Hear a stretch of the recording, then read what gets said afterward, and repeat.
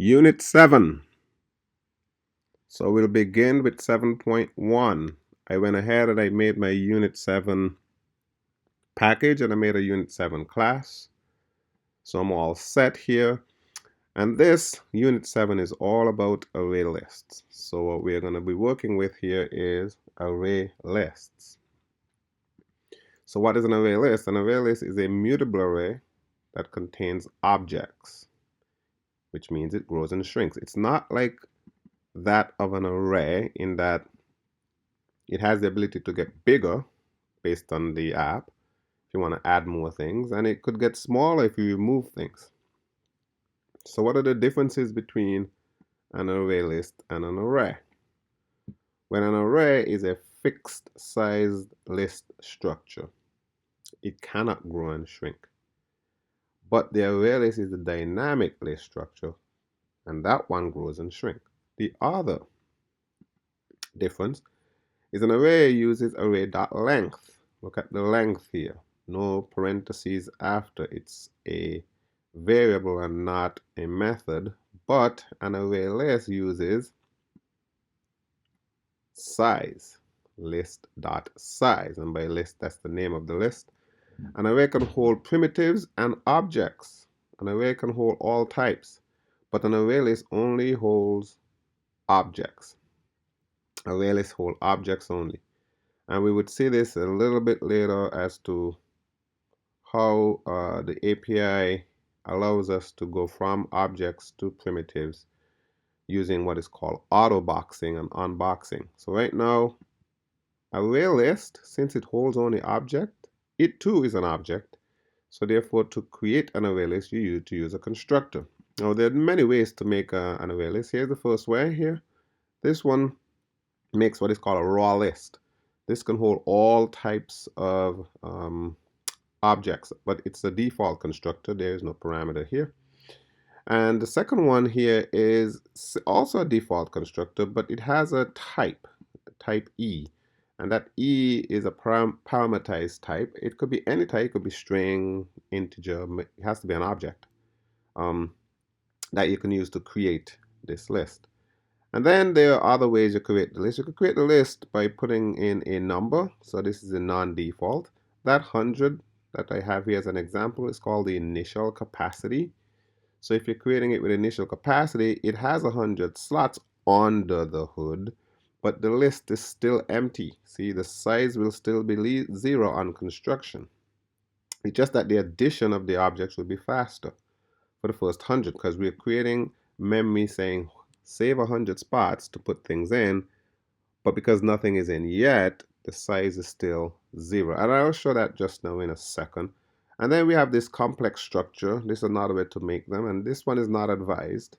We could make an array list of an array of array list, or we could make an array list of arrays.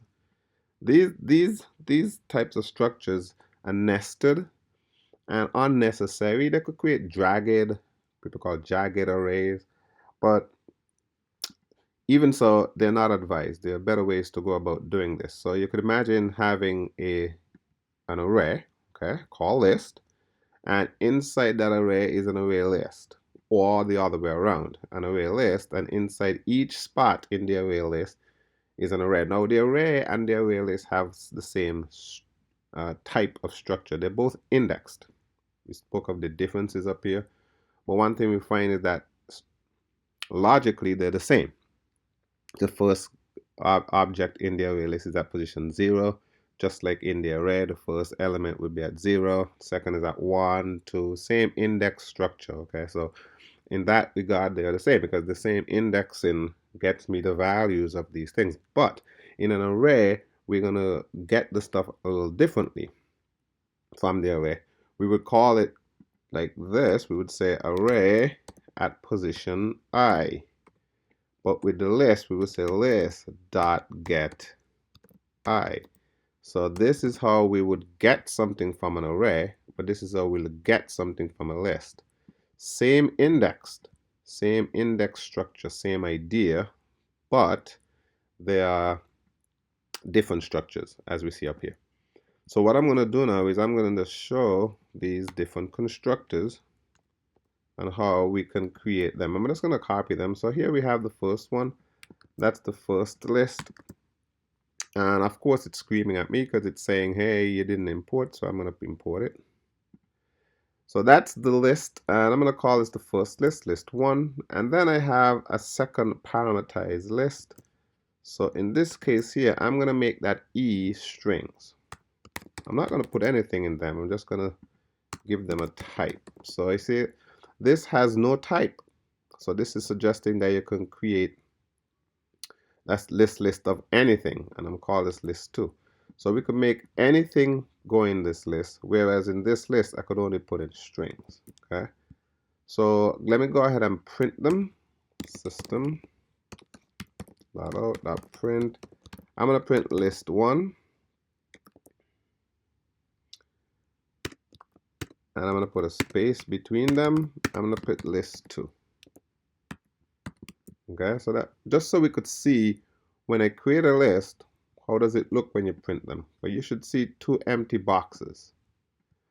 And that's because the first list, the one that holds any type of object, is empty, and the second list that only holds strings is also empty. So what will happen if I did this again? What would happen if I did this again, but this time changing it to list 3 and list 4? But this time I'm going to put 100 inside here to say, you know what, make 100 slots like we see here. Well, if I print them again, most of the times when we do this example here, a lot of people would think that you would see 100 slots. And that's not the case. They're the same. So you should be wondering, what? How is that possible? How is it that this has nothing, this has 100, and they both print the same things? It's very simple. A list, because it grows and shrink, can only have something in the list when you call add. There's a method called add that you got to add something to the list.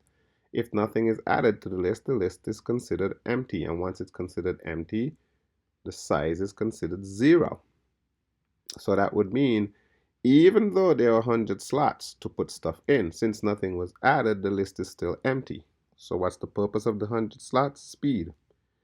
See, the computer under the hood would take care of the addition much faster if the slots were already there. It's kind of like caching, having something there ready, so you could just put it in, as opposed to recreating a spot every time we add, which is what happens when we add. It creates a spot in memory to put the thing. But since we know we need at least 100 things starting out, let's make the spots now so that when we do add, it happens faster.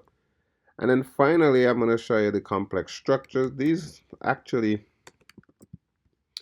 so we're going to call this list, we'll keep adding to go up, list 5 and list 6, just so we could get some distinction here.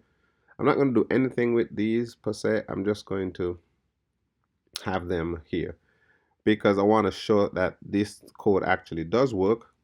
And this one is the array of array lists. So this is the array of array lists. Let me just copy this. These are not advised. And this one is the array list of arrays. Now, there are better ways to accomplish this type of structure, but yes, these are nested structures and they're possible but not advised. So which one is advised? This one. Okay, this one. These are the way we want to make them because they're parameterized. They're showing you what type is inside so that we don't have any problems in terms of making a mumbo jumbo list. When I say mumbo jumbo list, this one could hold a string, a button, a bank account. It could hold everything like a mess. This one is very nice and organized. It holds strings and that's it. And we want to do that every time, so avoid confusion when we actually writing code. This type of mix-up or confusion can only happen when you run the code, and those types of errors we don't want at runtime. We want to know beforehand if something is wrong. So we want to parameterize our list. All right, that brings me to the end of 7.1.